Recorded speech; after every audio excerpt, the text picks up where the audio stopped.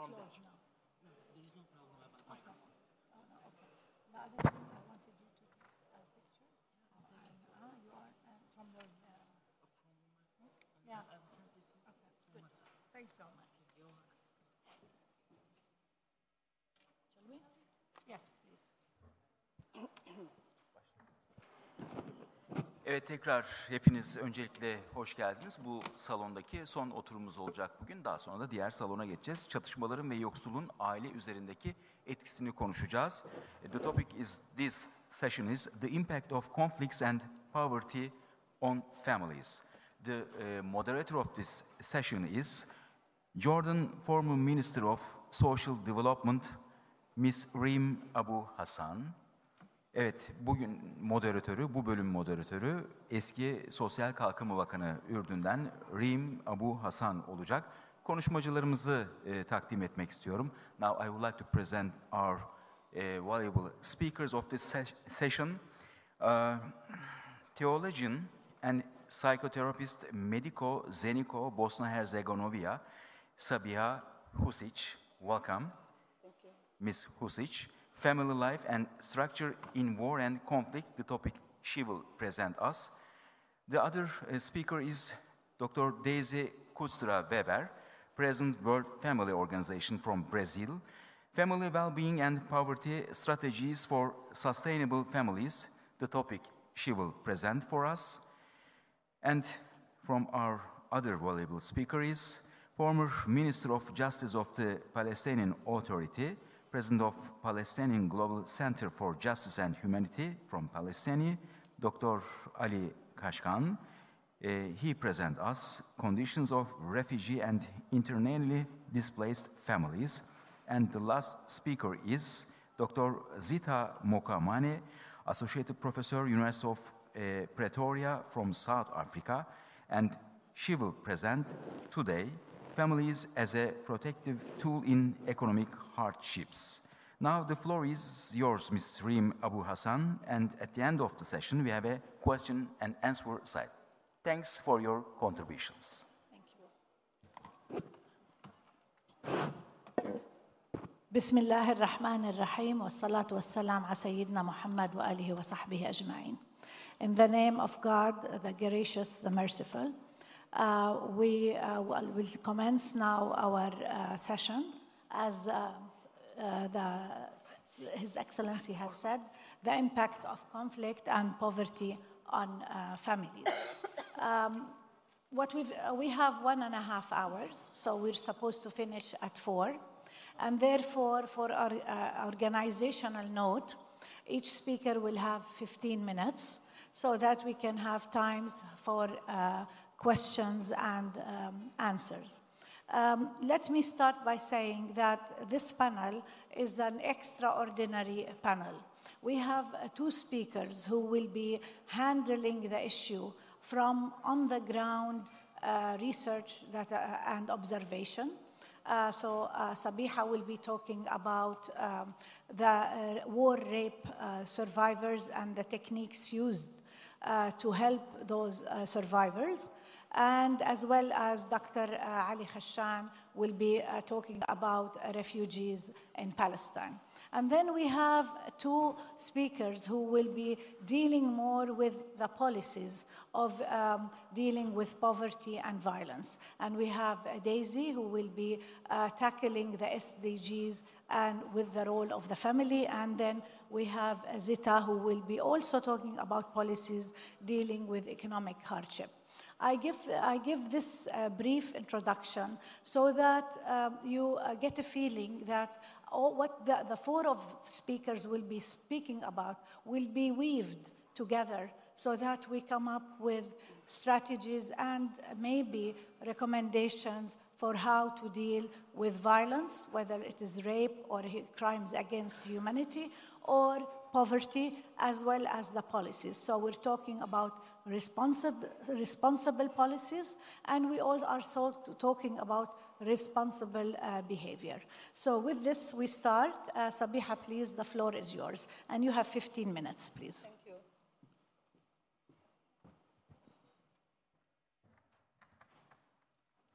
This is forward and back. Okay. Assalamu alaikum and hello everyone. It's my great pleasure to be with all of you during 3rd International Women and Justice Summit. I really want to thank from my heart to organizers, KADEM, as well as Ministry of Family, Labor and Social Services for great opportunity to learn from each other, to share experiences. I'm so happy, and I think this is really unique event. During my presentation, I have in mind that I have very short time, but when I start to speak about experiences from Bosnia, from my organization, where I work almost 27 years, I can spend days and days to speak. But I'm sure that I will not say a lot. But after this panel, we also can communicate in free time. Through my presentation, I want to mention basic information why we established non-governmental organization in Bosnia and Herzegovina during very hard times, such as war in Bosnia and Herzegovina, which happened in the period 1992 till 1995. After that, I will mention some of consequences regarding war, rape, and sexual violence, especially for women and their members of family.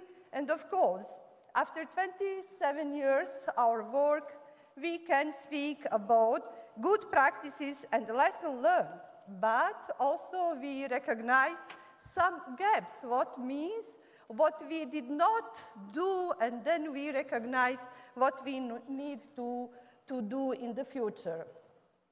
One picture says more than 1,000. That is why I put in this presentation several pictures from my organization.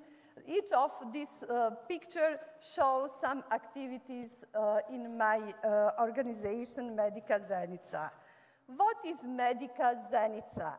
Medica Zenica is first women's specialized organization, was established in 1993 during the war in Bosnia and Herzegovina with the goal to help and support women and children, survivors of war, rape, and sexual violence, as extreme violation of human rights, as well as other forms of trauma during the war and also in post-war time through our holistic approach and services.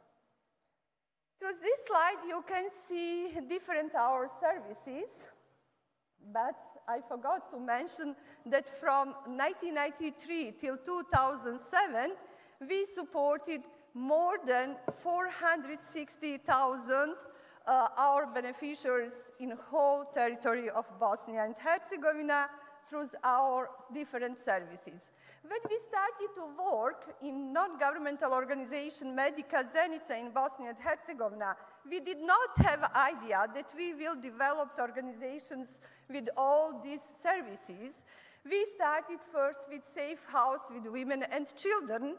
But what is safe house in our organization? Safe house means that women and children have safe place where we can listen them, where we can establish trust, where they can receive specialized support. It means medical, gynecological support, and psychosocial support through individual and group therapy work.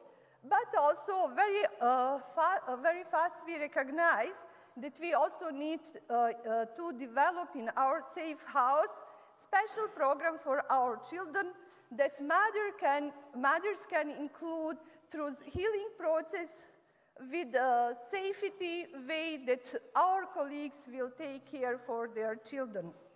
After we developed safe house, you can see some statistic on the slide how many beneficiaries received support from Medica Zenica.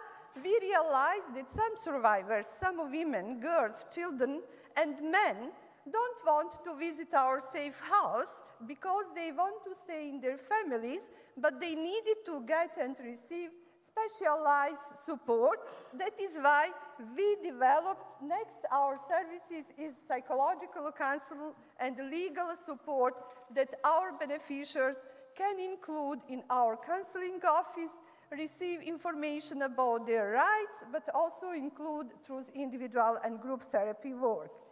But during the war, we also recognize that most of women, thousands and thousands of women, lost their men members of families, that they got new rules in their families, that in the same time they need to be mother and father. That is why we organize vocational training for economic support and occupational therapy, that women can receive concrete skills and knowledge, that they can find the job and organize their life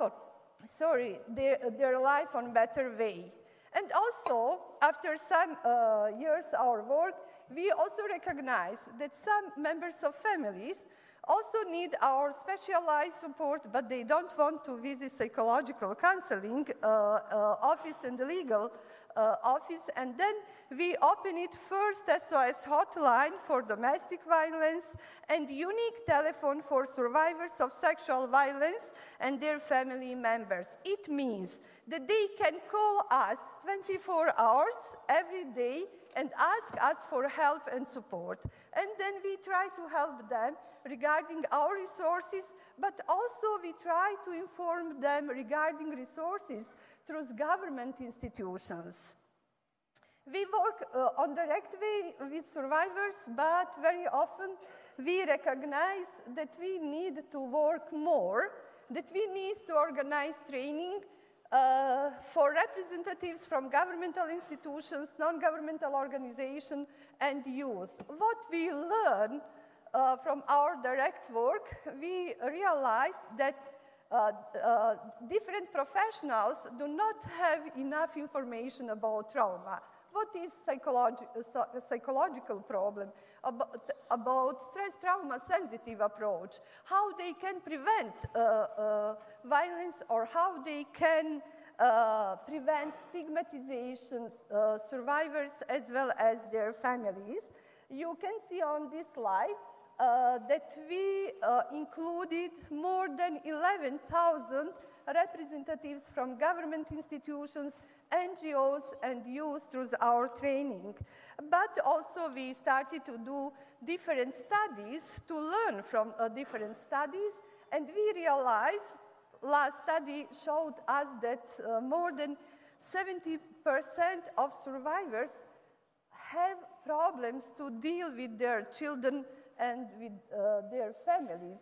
It means that they do not have adequate support for families, but in last research what we did, we recognize when our survivors spoke about coping mechanisms for healing process, in 70% they mentioned family. Family is very important for their healing process. It means, first of all, that family accept them.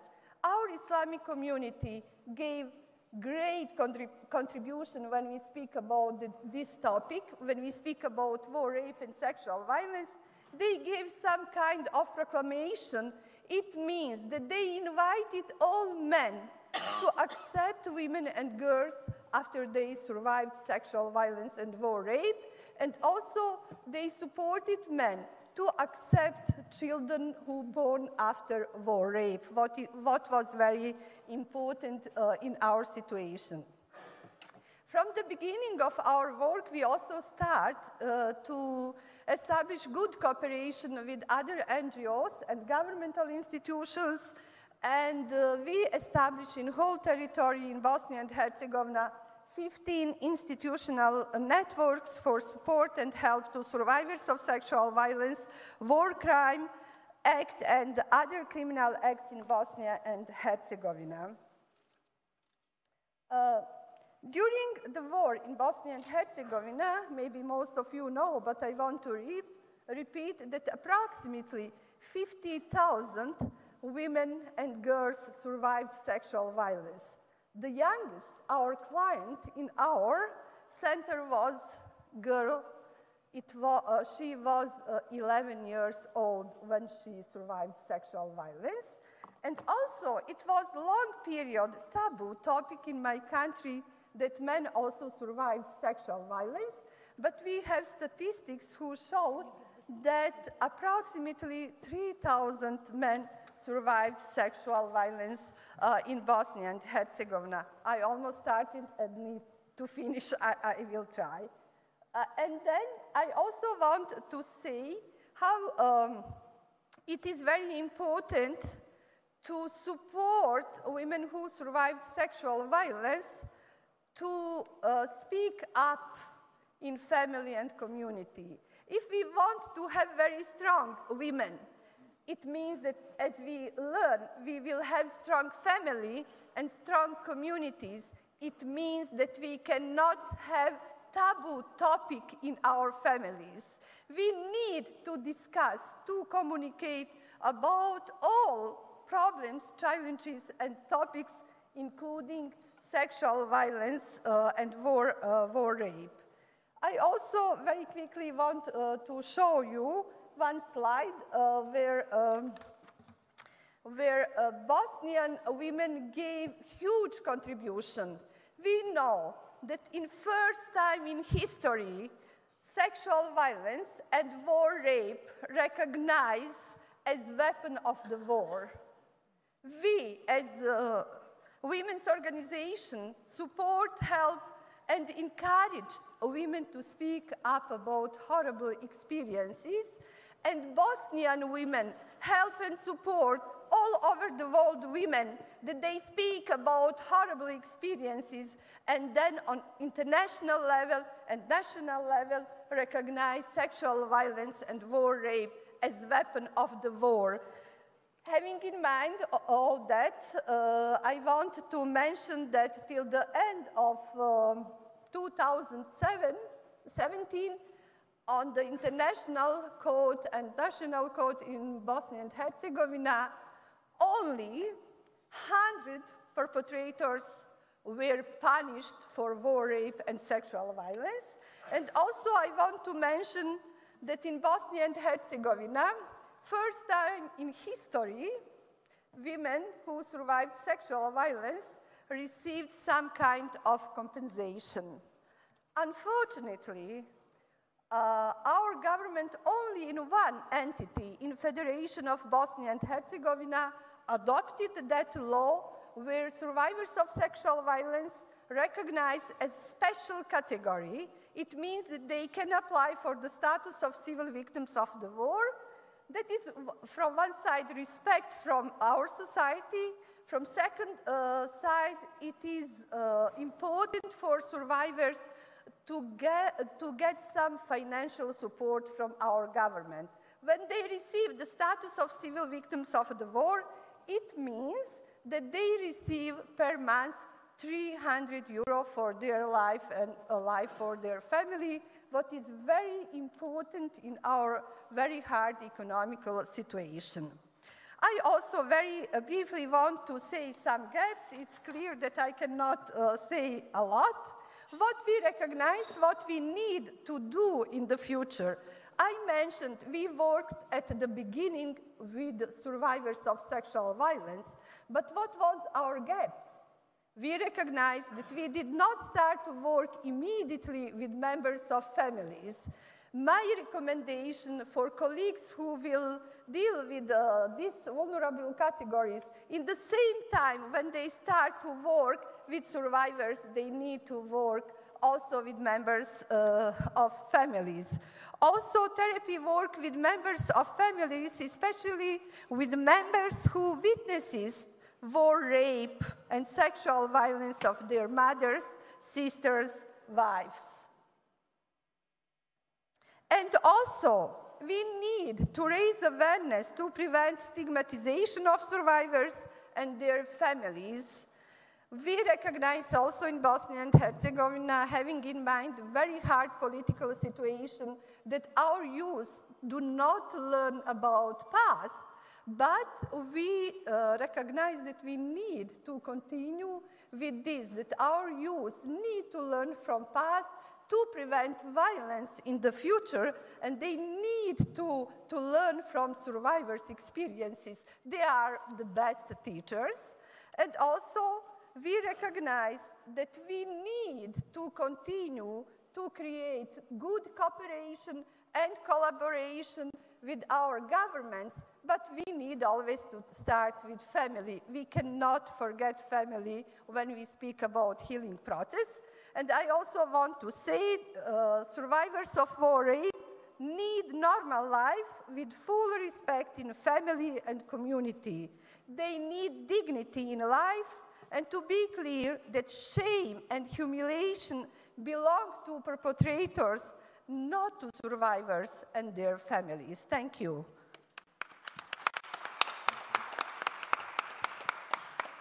Thank you. Thank you, Sabiha, for a comprehensive overview of the role your civil society is doing in Bosnia, and highlighting as well what Bosnian women were able to achieve, whether in terms of international law or the local law on special categories. Now we turn to Dr. Daisy, who will be handling the issue of sustainable families and SDGs. The floor is yours.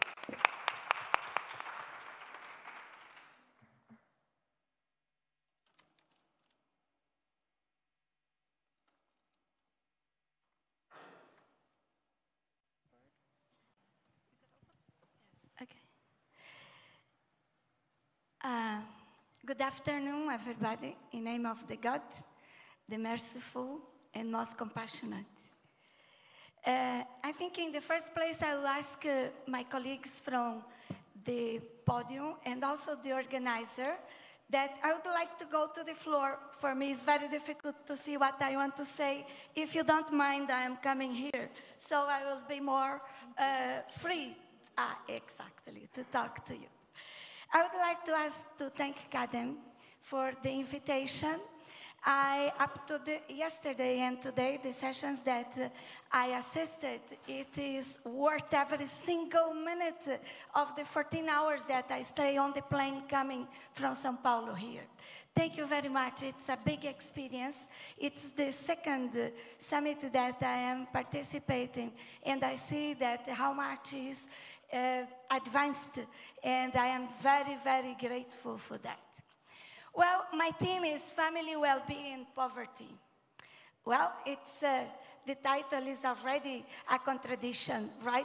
We cannot have a poverty and family well-being. That's why this title is very important, because we have to think about that. I am not going to talk and present numbers about poverty or families that are living with very well, but I want to focus to you on the strategies. Strategies to make sustainable families. We only will build the future that we want if families have well-being and families are living in communities that also profit of prosperity, living in peace. So the future that we want, we discussed it a lot. I think your country was very active, and many other countries at the United Nations level, when we discussed the Agenda 2030. You know, this agenda, it was replacing the Millennium Development Goals with 8 goals, and here we came with 17. But the importance of that is that we are advocates for families, we included the expression, leave no one behind and leave no family behind. That is the most important title of the Agenda 2030. The Agenda 2030 links the family with the sustainable development. Sustainable development, I want you to fix in your mind 5 P's. P, 5. They are for what in the first place? For people. people means families. For planet, up to the Agenda 2030, we are just looking, listening, planet, sustainability for planet. And this time we put people before. For prosperity, economic growth of the country in order to have prosperity. For peace. Without peace, we are gonna go in any road. And for partnership. Partnership is something very dear to everybody here, especially with the work of KADEM that we see a lot of partnership. So partnership is very important. I'm not going to go through every goal. I just want to point to you that we have 5 goals for social issues, 5 goals for economic, 5 goals for environment, and the last 2 very important, especially with our team in Kadın. It is strong institutions and justice, not very good there, and partnership. So we need, you know what happened here? Okay. So we needed to spread this news. I want you to get the 5 P's and for what they are, and please spread the news. The next one, I'm going to go now to the strategies. I think, let me see if there is already, this is, yeah, okay.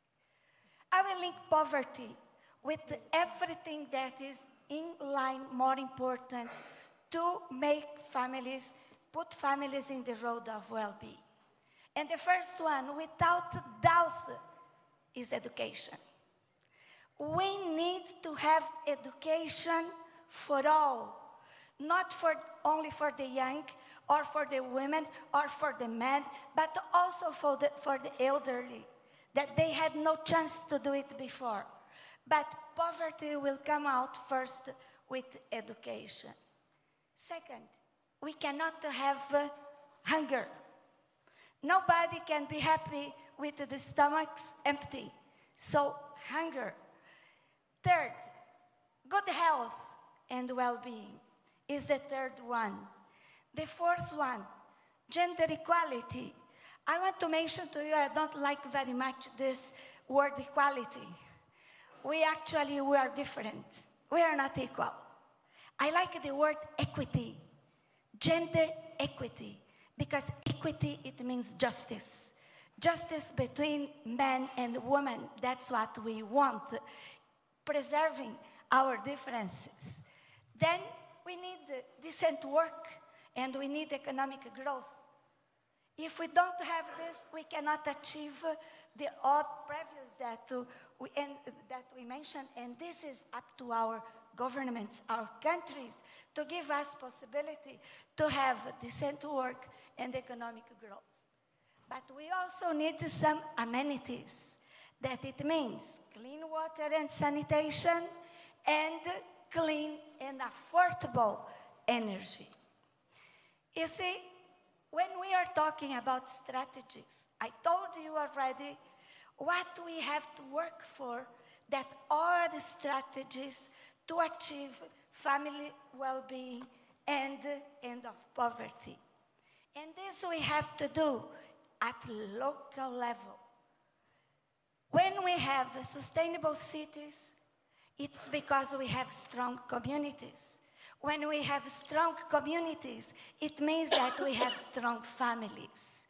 And the other way around is also equal. So that we have to focus at the local level, because the local level where the families live. And we have also to put in the family and our agenda that we should really have responsible consumption and production of the things. We have to be careful the consumption of the water, with the energy, also with our garbage, So this is part of the strategy for the well-being of the family. Peace, justice, and strong institution. I think Turkey has very strong institutions. And the support for the NGOs is very important in order to make the government institution strong as well. And this leads us to break this cycle of the poverty. I'm running because of my time, but later on I think you can have access to the PowerPoint. Now, please remember this picture. In one side you have education, as we started with this, with a happy life. And the other side, we have poverty. So we have to choose the strategies that I mentioned in order to have happy life through education, or education going through happy life, and putting poverty in the opposite way. Social justice. Social justice is a very important ingredient to that. You see all other words that are there. When you're dealing with social justice, you have peace, you have hope, acceptance, inclusion, human rights, empathy, diversity. We have everything. So social justice has to be promoted. And please be aware that social justice needs equality. And equality, but equality, not every way is justice. Justice is what you see in the two figures. This is equality in the left, and this is justice, the right. The ones that have less need more in order to us to promote justice. Again, let's spread the news. Fix these figures in your mind and pass it away. Don't forget, fighting poverty and family well-being is a movement for community-led development. If we make this to community, we'll have strong cities. And we will have sustainable cities and communities. And we know that families, it's what matters. For all of you, for all of us, for even the ones that right now has no family, family is what matters. Now, I think this is one of the more important of my pictures slide here. Please, you see all these hands with the digitals. It's your hands with your digitals that will make the history to make families' well-being for the next generation. Our generation are the ones that have to fight for that now, and to construct strong communities, to have and to build the future that we want. Do not forget the family. Do not forget the family. I am Dr. Daisy from the World Family Organization. You have my email. If you like to contact, please feel free. Thank you very much.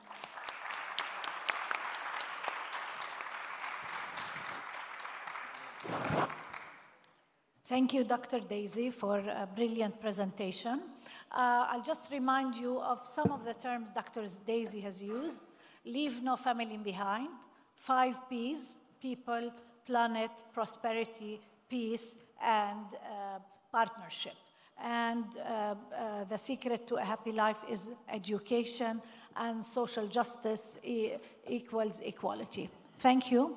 And now we move to Dr. Ali Khashan, who will be talking about conditions of refugees and internally displaced families, with the Palestinian perspective, I'm sure, in your discussion. Thank you.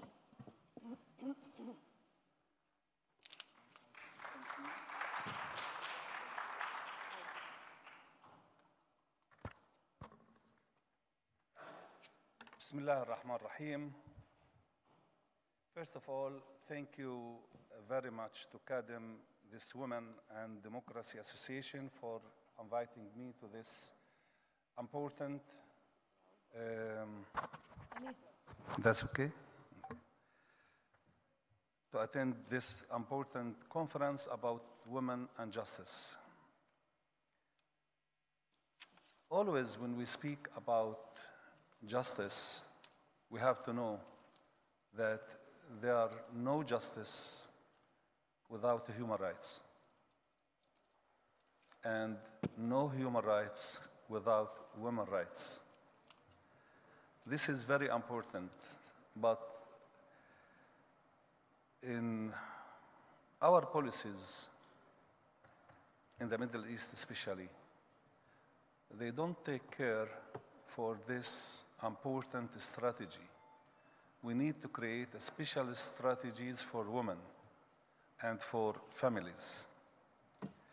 I will start in my speech to try first to map interplay of policies at the domestic and regional and international policies about refugees. And the second aim is to link those findings to international obligation and responsibility, sharing, and then assess key mechanisms that require third state outside the region to offer refugees and humanitarian status to the refugees in the Middle East and in the area. I would like to start, first of all, to speak a little bit, because we don't have a lot of time to give our research and presentation, but I think that you will get it from the organizer here. To speak about the family and unification, which is very important for every family to be united. And the natural and fundamental group unit of society is the family. The High Commissioner action in promoting family reunification is supported by the principle forth in both the Universal Declaration of Human Rights of 1948 and also in the United Nations Covenant on Civil and Political Rights of 1966. All the international convention, in theory, what I say, speaking in theory, protect the family unification and urge all the states to protect the rights of the refugees. But in the practice and reality, there is no application of this theory, and there are no application also of the Declaration of the Human Rights. We have many, examples, but I would like just to give you. And one example, many immigrant families separated by Trump and by Trump administration, according to what he called it the zero tolerance policy. And I think that you heard about it. Nearly 2,000 immigrant children, like these children, were separated from parents during 6 weeks in April and May this year. And this is according to the Department of Homeland Security, this information. And this is give us the double standard policy we have even within the American Constitution, that they are the state of freedom and they are open for everybody. I understand and I accept the laws, but to practice the separation of families, it's something no one can accept it. And it is violated all the international laws and resolution. I don't have a lot of time to speak on that, but I will give you my paper later. I will now switch to the refugees in Palestine.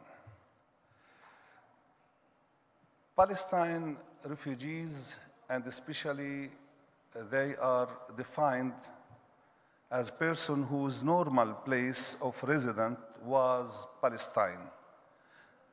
The history, the Palestine in the history. During the period before 15 May, and who lost both home and means of livelihood as a result of the 1948 war. We call it in Arabic as a Palestinian the Nakba. And from this period, it was the establishment of the State of Israel.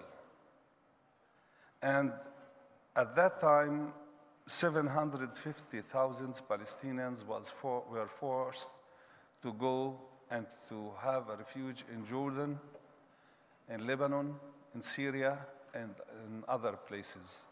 Now, the total of the Palestinian refugees in the world, more than 5 million and a half. Because of the British mandate, and after the resolution of 181 to establish two states, one for the Jewish or the Israelis and one for the Palestinian. They applied the first, and they established the State of Israel, and they ignored the second, and they didn't, until now, establish the Palestinian state. And all the Palestinians found themselves outside Palestine. And from that time, they create what we call it the UNRWA, for the relief and help the Palestinian refugees all over the world. And the UNRWA and the situation and status of the refugee in Palestine is different than the status of the refugee in other places. Like the Syrian, Iraqis, and other refugees now, they have another status according to the United Nations. But the Palestinian, they have the UNRWA status. And until now, even with, again, the American administration, Trump cut the fund and help to UNRWA. And he want to, in order, why he cut that? In order to finish the Palestinian cause forever. He don't want to listen any voice about the Palestinian state. He want to push all the refugees out of Palestine and to give the whole of Palestine, the whole Palestine to Israel, to create what they call it the Jewish state for the Jewish people. And until now, he also, recognized Jerusalem as the capital of Israel against all the resolution of the United Nations and international resolution.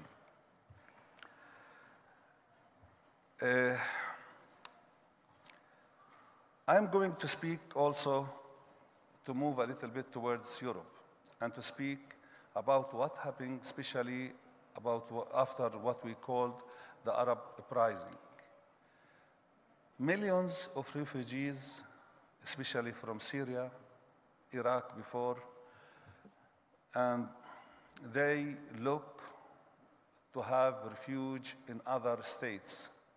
They are now in Jordan, Lebanon, and in Turkey. I want to say, and the double standards, again, we have it here, because I'm not speaking about the people, I'm speaking about the state. And we have a policy. The European, they agree to give Turkey, for example, 30 billion to help Turkey to host more refugees here in Turkey. Now we have around 4 million, at least more than 3.5 million in Turkey. They are interrogated. Imagine, we don't give them like some help. They are in the public school, the governmental school. They are, we have just 3 or 4 camps in the border. And they would like Turkey, the policy, they have a policy and they have a strategy for that. They want to integrate all these people. They consider them as a Turkish people. Not all of them, because the status is different. And they give them what we call it temporary registration and temporary present and temporary protection. It's a difference, temporary presence and temporary protection. And they have the right to work here in Turkey, the right to have the health care, the right to go in to integrate in all the possibility. Some other countries in Europe, they said, we are protecting the human rights. And Turkey, sometimes they violated the human rights and things like that. They don't see what Turkey did for the refugees here. And Turkey, they did, and I listened that from President Erdogan many times, we didn't do that for any reason to profit from these people. We do it for them as a human being. We do it from our religion. As a Muslim, we have to help other people. We are not looking to their religion, to their race. He said that many times. That's mean this is from the religion. And at the same time, they accuse anyone because he is Muslim or black or I don't know, that he is a terrorist. This is the double standards. And if we would like, to examine the situation of refugees all over the world, we have to look and to study this phenomenon. We block and we build walls between the United States and other countries. We killed the Palestinians, and most of the Palestinians live in a very bad situation, under siege, under killing. And at the same time, Turkey give all the possibility to the refugees, and we said we need to speak about the human rights. We need to practice the human rights, not to speak about the human rights. And this is the double standards that we have.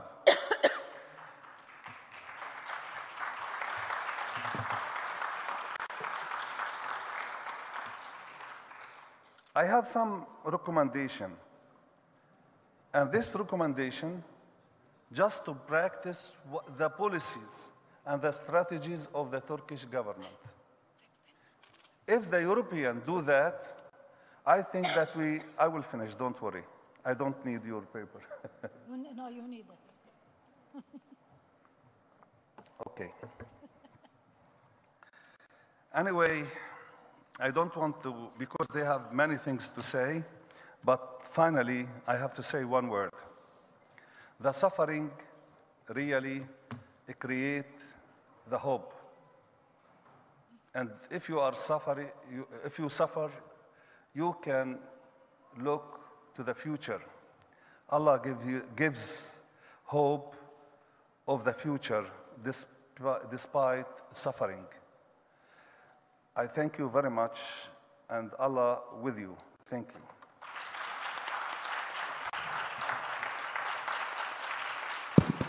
Thank you, Dr. Ali, for your quick presentation. The terms that maybe we should think from what Dr. Ali has said are family unification in cases of internal displacement and refugee status, the double standard in international law with dealing with different crises and different peoples, the importance of UNRWA for the Palestinian conflict, and how suffering really creates the solutions. Thank you for your presentation. And now we move to Zita, who will be dealing with economic hardship.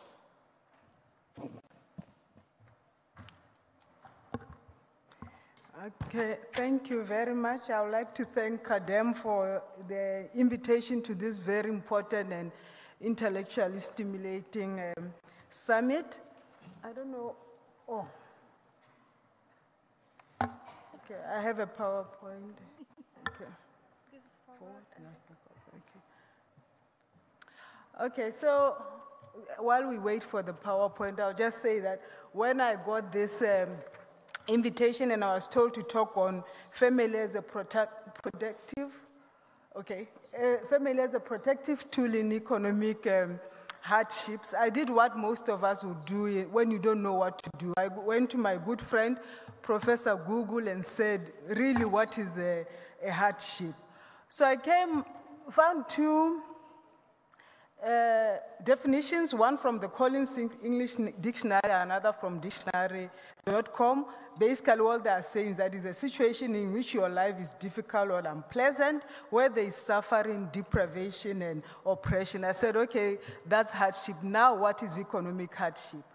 Economic hardship relates to hardship as well, but what the Cambridge Dictionary said, it's caused by having too little money or too few resources. So in simple terms, is when you are facing tough times. I know that this is a very general definition of, but based on these two definitions of hardship in general and economic hardship, we can say that it's synonymous with poverty, and what Dr. Daisy was saying really resonates with most of this. It means not having enough to feed, to clothe, just for basic survival. So that's what we are facing.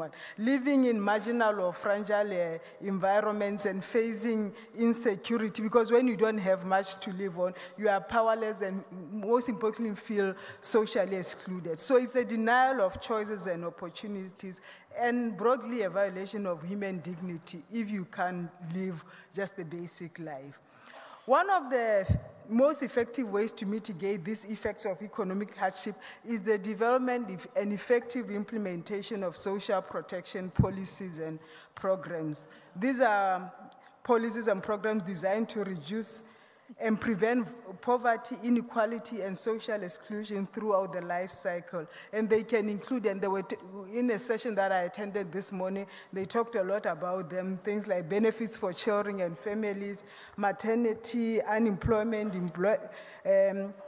employment, old age, disability, and so on, protection against that. Unfortunately, social protection coverage is very limited throughout the world. Only even less than half of the world is covered by social protection. This is a graph, a very basic graph from the latest, the 2017 World Social Protection Report, and we can see that like I said, less than 50% of the world has at least one social protection benefit. And majority of it is in countries where in Africa is in the global north. Africa has the lowest coverage and the Americas much relatively higher, but most of the poorest regions in the world are not do not have average or very limited social protection coverage. So I wish to reiterate the calls that are the global calls that are currently on for more social protection coverage, because by definition, social protection can go a long way in realizing two important dimensions of empowerment that can reduce economic hardships and lead to family empowerment, which is the theme of this conference. One of them is social empowerment, and it refers to capacity of individuals to foster relationships, and it's really influenced by individual assets, human capital, social capital, things like the things that you own that can improve your life. So it's closely related to social integration and poverty reduction. And you remember earlier I said that poverty also leads to social exclusion. So social protection can lead to this.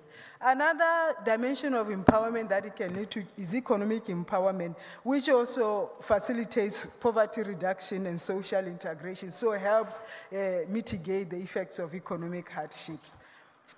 The literature, when you go into the literature on empowerment and sustainable development in general, you'll say that empowerment can be realized through a variety of social institutions. These include demographic democratic processes, civil liberties, a free press, and public deliberation. I want to argue that the family is another very important institution, but unfortunately we haven't paid much attention to it, both in the empowerment and sustainable development debates.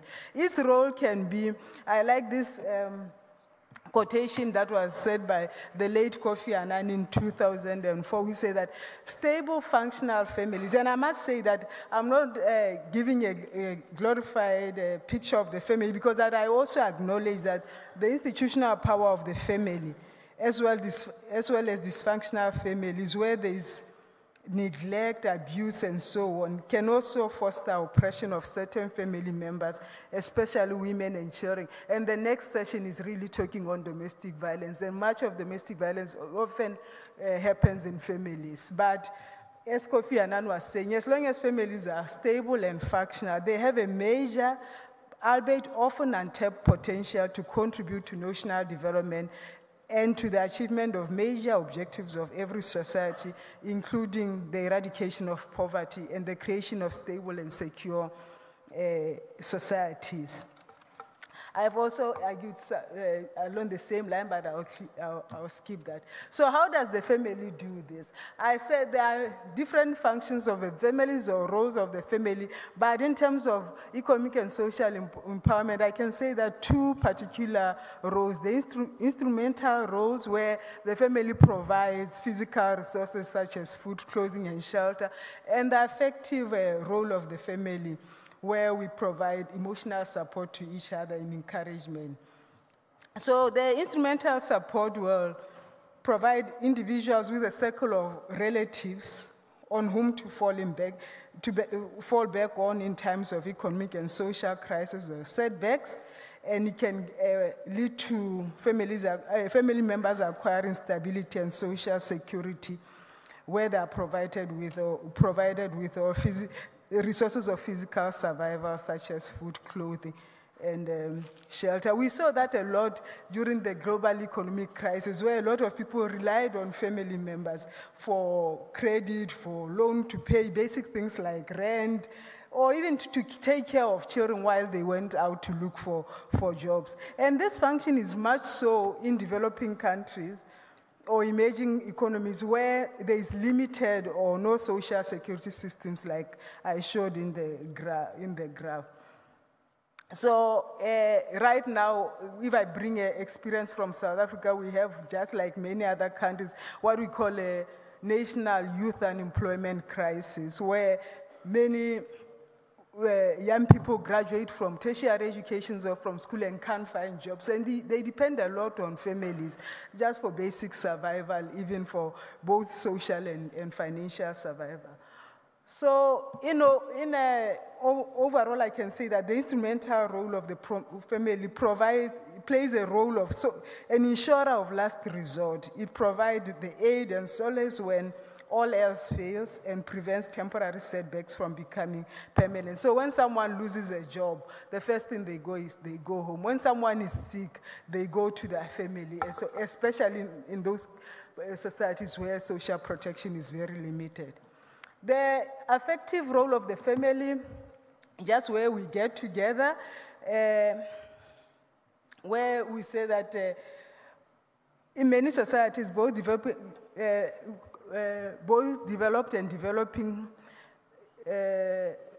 societies are characterized by filial obligations, where family members are expected to have a strong feeling for faith for the well-being of one's kin.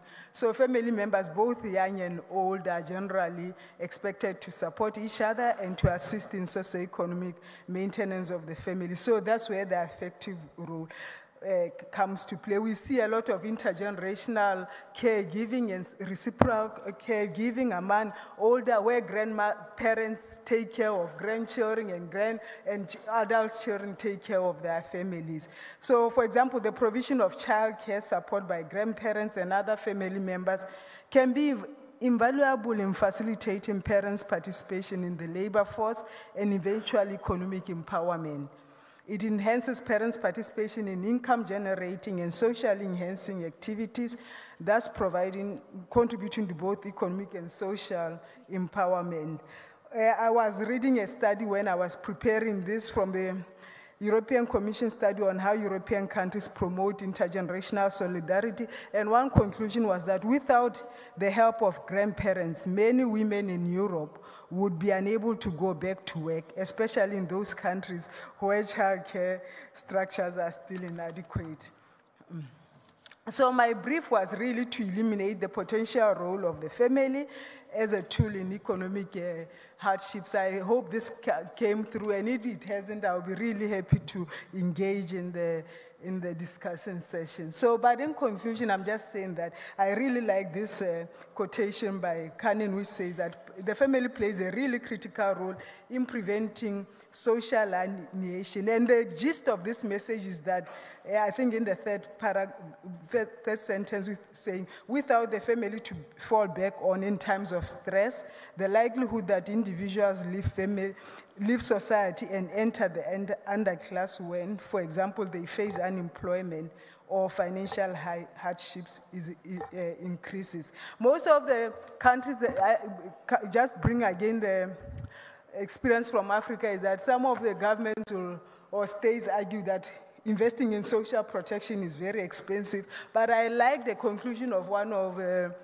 presentations this morning, that's saying that what I would say to them is think of the cost of having no families, and especially in hardships. Thank you very much.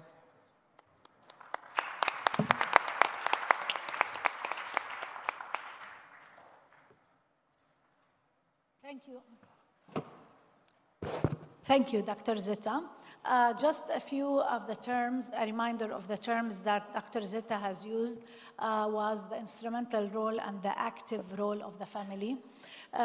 When resiliency is built, when it is built when the family is carrying support system and solving problems creatively.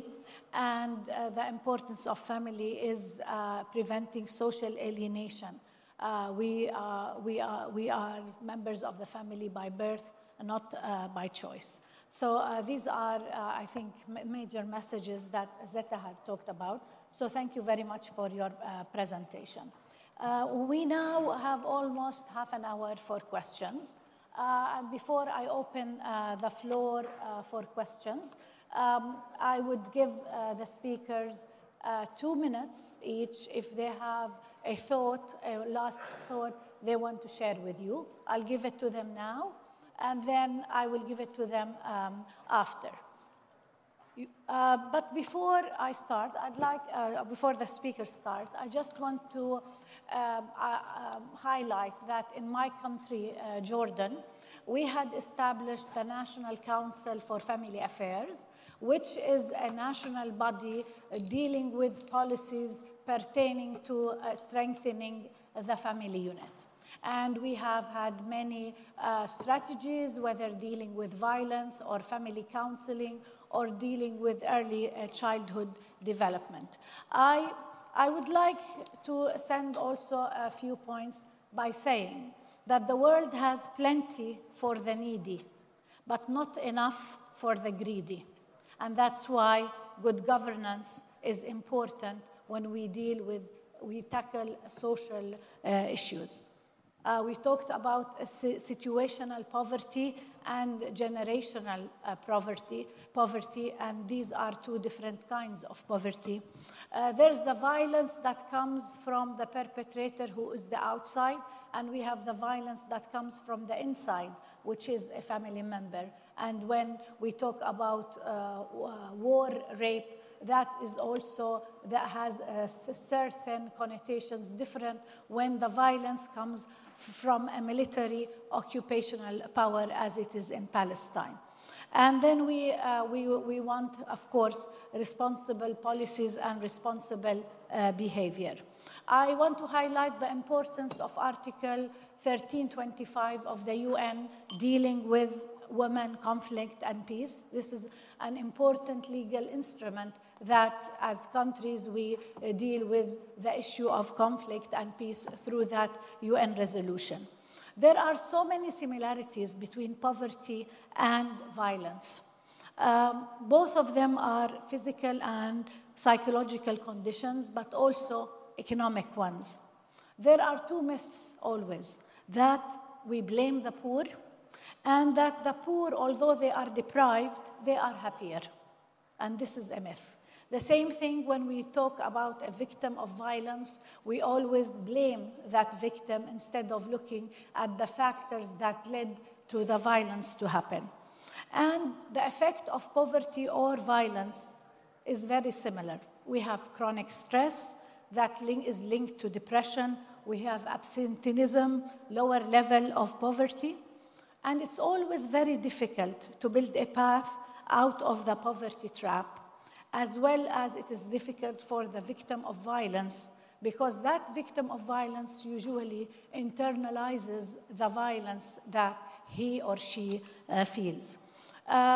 We want the victim or the poor to be able to have better ability to make better choices, because there's a culture of scarcity in the poor, whereby they grow up believing that things are beyond their control and things are because of faith. And so they tend to deal with pressing issues instead of long-term solutions. And that's why we have the role of the responsible policies, so that as a state, as government, as the UN, as civil society, our role collectively is to help reach responsible solutions for those most vulnerable in our society. I conclude with this, and I would like to ask the speakers if they have any final thoughts before I open the floor for questions. Sabiha? Microphone.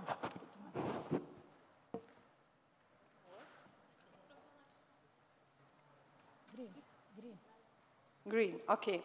Through my presentation, you hear several times that I use survivors of war rape, not victim of war rape or sexual violence.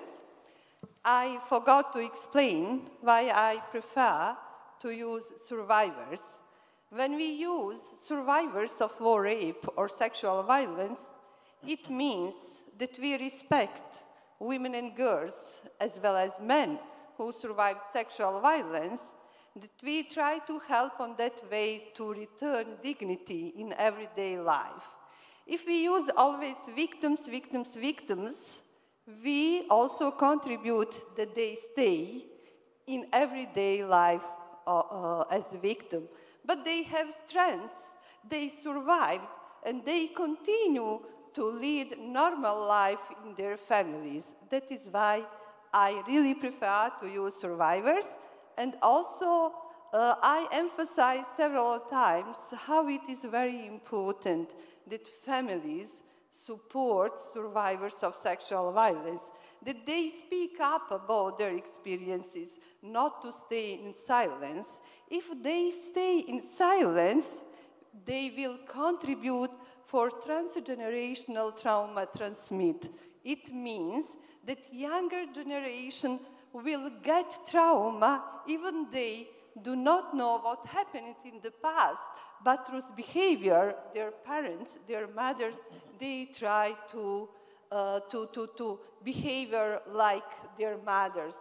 And then we want to prevent it.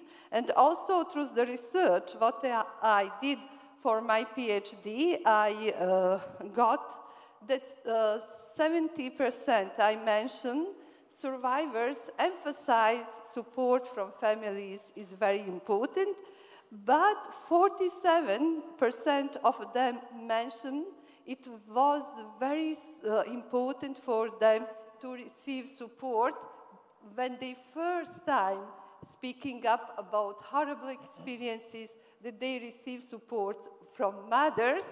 And the same percent, 47, it was very important for them that they get support from their husbands, and in 32% that they received support by brothers. That is why we need to work with families together with survivors. Thank you.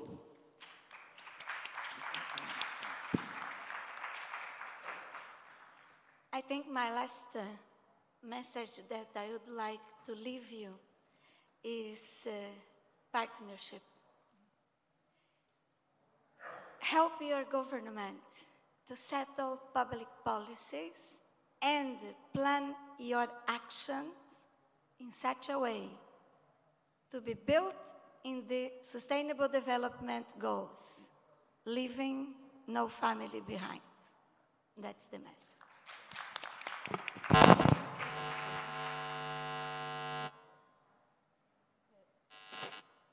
Okay, thank you. My last point is just to pick up on what you talked about stress and depression, because I had that in my slides. That to say that economic hardships have also been associated with a range of negative psychosocial outcomes like depression, decreased self-esteem, and alienations, where one can alienate family or friends or feel alienated themselves. So we have policies that really strengthen and support families, especially economically, and I think family can play a major role in executing that effective role, also instrumental role, so that by offering comfort, warmth, and assurance to family members. So I think in a nutshell, my message is that instead of really most of the time people are, what is the economic cost of looking at families? But I'm saying, can we look at the social cost, because we'll be surprised, maybe even measure them at the social costs that are actually just as important as the economic cost. Thank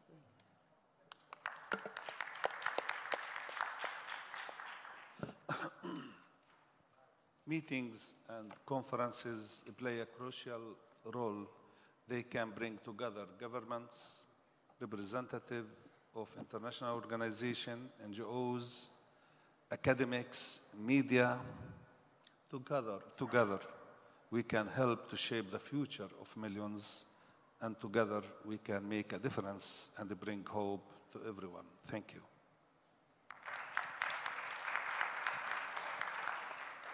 I think we have almost 20 minutes for questions, and so I'll be taking questions. Please, the name and to which speaker you are directing your question to.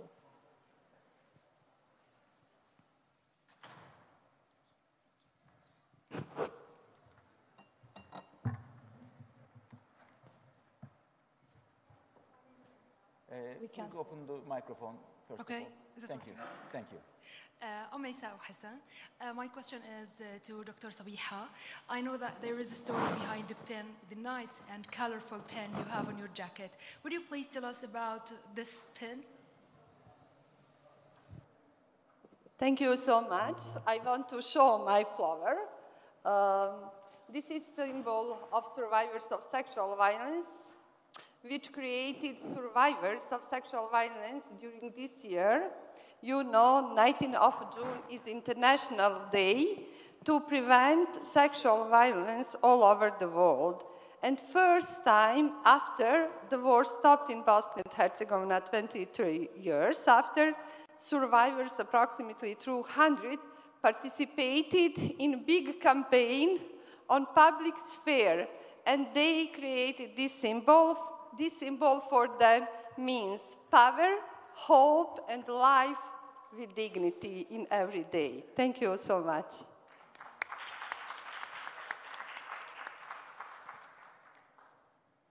More questions?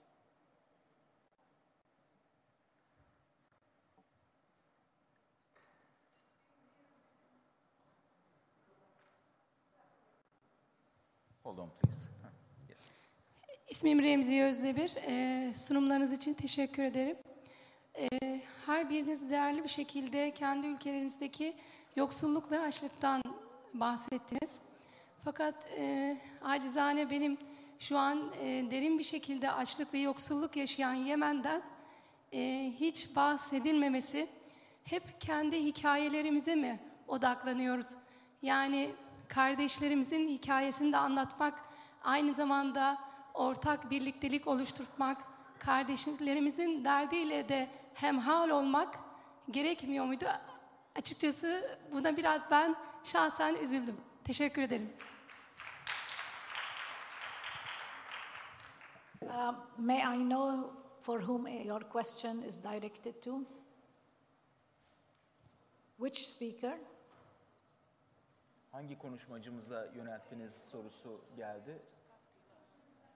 Please microphone. Again, we don't understand what you want to say. Bütün konuşmacılarımıza yönelttim. Teşekkür ediyorum.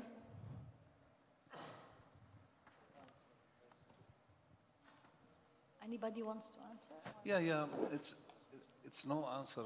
Actually, we don't speak about Libya, we don't speak about Iraq, we don't speak about we don't speak about Libya, we don't speak about the refugees or the families suffer in Iraq and Afghanistan and in other, but they, you know, the organizer asked us in a specific speech, you know, for example, for me, about the refugees in Palestine and Turkey and the separation of families. The others about, I don't know, South Africa and Bosnia and other places. Then, if it is concerned what happened in Yemen, we are going to speak freely. It's not a double standards, for example. But now, it's not, in Arabic we said, لكل مقام مقال. That means it's now our speech about our subject. I couldn't speak about what happened in Jordan, for example. We didn't speak about the refugees in Jordan. Thank you. Any more questions?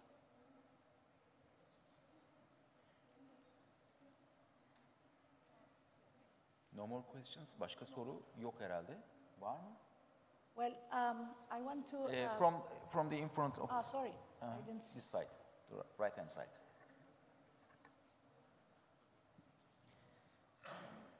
Semra Temurbaş Mavi Bulut, KADEM'in Sivas temsilcisiyim. Benim annemin annesi de Çeçenistan'dan gelen bir Çerkez, yani 3 kuşak öncesi diyelim. Ve bizim şu an gündemimiz göçmenler, mülteciler. Ülkemizde de her milletten barınan, yaşayan insanlar var. Benim sorum şu yönde, 3 milyon Suriyeli bize sığınan insanlardan bahsediyoruz. Bu insanlar zamanla Türk kültürünü öğrenecekler. Bizim öğretmemiz lazım. Ya da biz onları asimile etmemiz lazım. Bizimle beraber yaşayabilmeleri için. Sizce bu, tamam ben Suriyelileri örnek verdim ama işte mesela Danimarka'ya sığınan bir Türk de ya da Danimarka'ya sığınan bir Suriyeli de neticede aynı riskle Danimarkalı olmaya başlayacaktır. Bununla ilgili ülkeler ne düşünüyordur acaba? Moderatör olarak size soruyorum.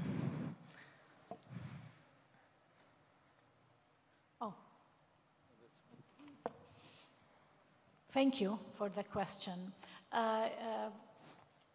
For the position, let's say, in Jordan, first of all, Jordan did not sign the Geneva Conventions related to refugees. So dealing with refugees in Jordan is based upon a memorandum of understanding between the government of Jordan and the UNHCR. Having said that, there is a moral obligation on Jordan and Jordanians to receive our Syrian brothers and sisters and as guests. So in Jordan we have 1.2 million Syrians, 700,000 of which are registered as with the refugee status with the UNHCR. Only less than 10% of Syrians live in refugee camps. More than 90%, 90% or more, a bit more, live in Jordanian hosting communities. And the reason for that is that, first of all, the integration is important because coexistence is important. And the difference, I guess, between Jordan and Turkey in dealing with Syrians is that we, Jordanians and Syrians, we speak the same language, we speak Arabic. So it's easier for integration for Syrians in our country.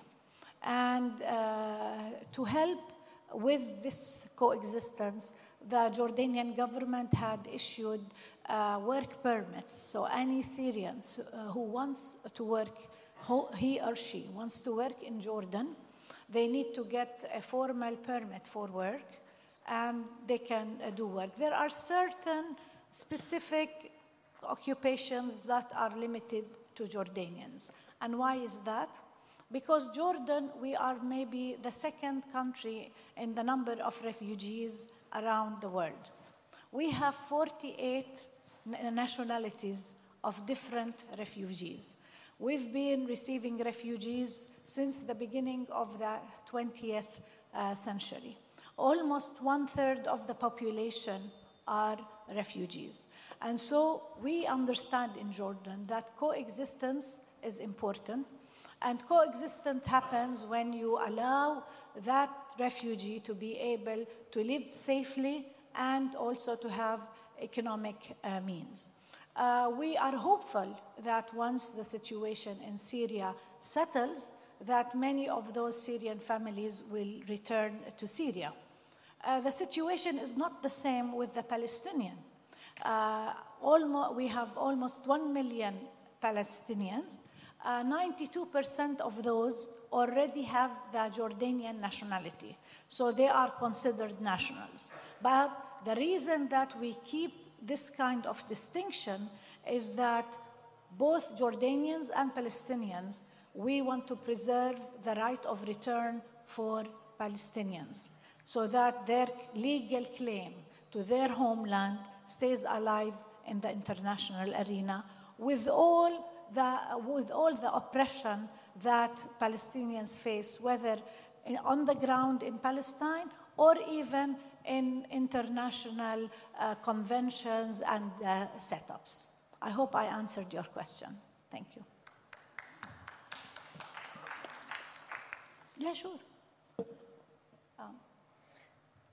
If you want to answer her. I just wanted to put one question or a thought right now. I could not go without putting this position that it's a very particular position of me. I think no family deserves to be tagged as a refugee. And we talk a lot about refugees in the last 20, 25 years, maybe more. I think to myself that when we are going to start to think about solving the problem, the roots of refugees, we need to put in the international agenda that aid to refugees are not solutions. We need to find solutions to the conflicts in the countries. And we need to promote peace. So no family deserves have to be tagged like I am a refugee.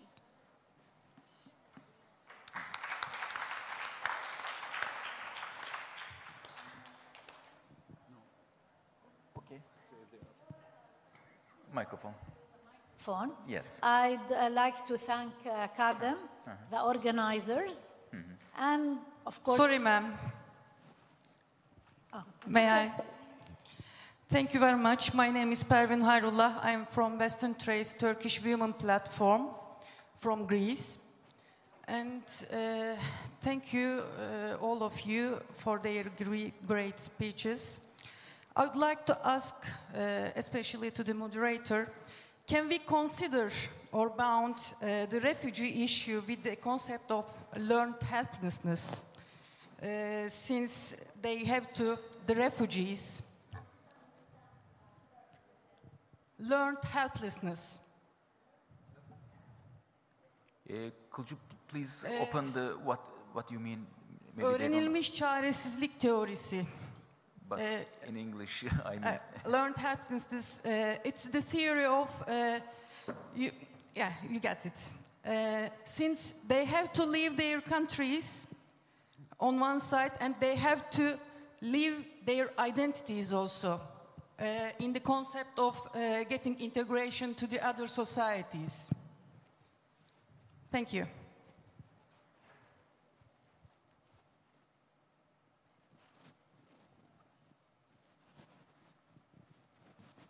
No. Your If questions? if I got- Okay. If I understood your question, when you see learned as in learned helplessness, that refugees learn to be helpless? No. Can you explain it more, please? Mikrofon please. Mikrofonu uzatabilir misiniz? Az önce son konuşmayı yapan, daha doğrusu soruyu soran burada geliyor arkadan. Evet. It is the theory, people who have no choice, they learn to live in this condition, in a bad condition, or in poverty, in very bad conditions. You leave your country from bad conditions, you move to live in a better condition, but you find the some like conditions in the other place also. Okay. Is it clear? Yeah, I Okay. think. Well, let me thank you for the question, actually. And let me start by saying that there are distinctions in the international law between refugees, according to the definition of the UNHCR, which they are asylum seekers and which they have to apply through the UNHCR system so that they qualify to move to a third country. And then you have the economic migrants who move from place to place because of the better economic conditions. And you have what now is being called the displaced people, whether they are internally displaced or whether they are displaced to another countries. Now you have problems where these three categories there is like a merger between them. Now, when we had the Geneva Conventions back in the 50s, we were talking about the problem, I'm talking as in the world, of what happened to people after the World War II, and that they were qualifying as refugees. Now, the problem is with the displaced people. According to the UN numbers, we have 65 million people who are displaced. So, when you look at the situation, for example, in Latin America, and people who are trying to move up to the United States, gang violence is not considered a violence perpetrated by the state, but yet people are fleeing from certain dangerous surrounding because that gang violence is something real. It is not defined by international law, yes, but it is a real factor where the person that feels threatened, that his life is threatened. Don't you think that refugees and people who are trying to move from Latin America, and I don't mean refugees, and to the United States, don't they know that all through that hardship and that long journey that they are living, maybe separated from their children in the southern borders of the United States, and yet they take the risk because they see that sometimes what a person feels is that you need to deal with a pressing issue. You don't think of long-term solutions. You look at the pressing issue and you try to get rid of that pressing issue. That's my analysis. I don't know, Dr. Ali, you wanted to No, say? just some words. One official from United Nations asked a refugee, "What is your dreams?" He said, "I would like to have a home, house, and health care, education, right of transportation." He answered them, "I'm asking you about your dreams, not about your rights." This is the difference. When they live now in Syria, for example, we suffer that. I am refugees, and I suffer a lot. And I travel from place to place under the Israeli occupation, everything. We don't look, we want to be safe. and the Syrian, what they are looking, it's not for a good, opportunity. They want to save their life.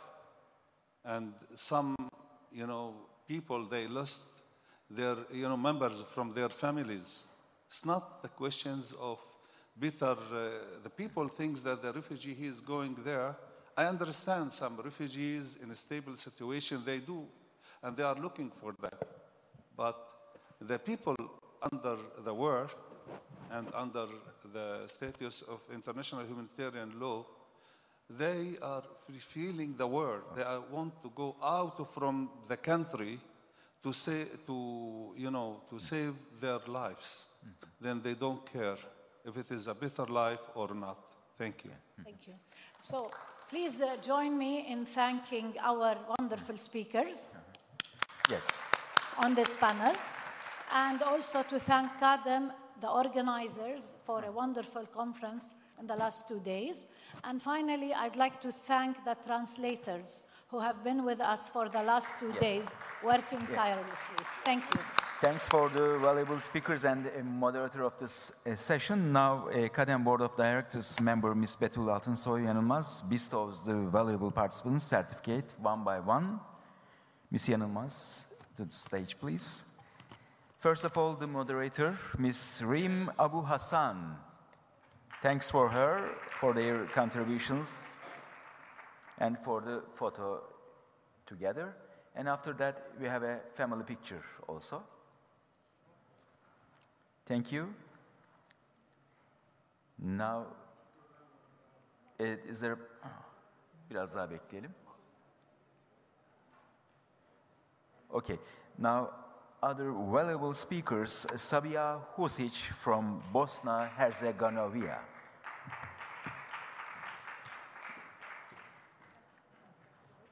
After that, we have a whole picture. Okay, together. Thank you. And Dr. Daisy Kutstra Weber from Brazil.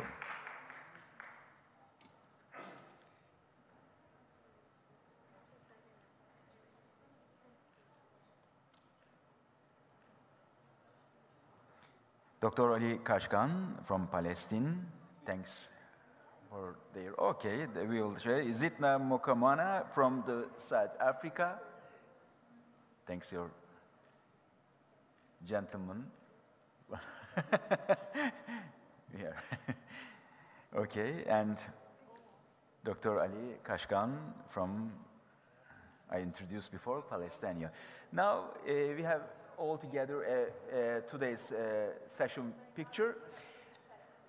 Çok teşekkür ediyoruz. Şimdi Salon B'de artık bundan sonra Salon A'ya geçeceğiz ve KADEM Talks adlı sunuyu Maysa Abu Hasan, Fatma İpek Alcı'dan dinleyeceğiz. 16.15'te başlayacağını belirtelim. Oradaki bölümün ve sonra da zirve sonuç bildirisi okunacak. Profesör Ömer Çaha tarafından efendim programımız bu şekilde sona erecek. Çok çok teşekkür ediyoruz sizlere. Artık sizleri Salon A'ya davet edeceğiz. Saat 16.15'te başlayacağını tekrar hatırlatıyoruz efendim.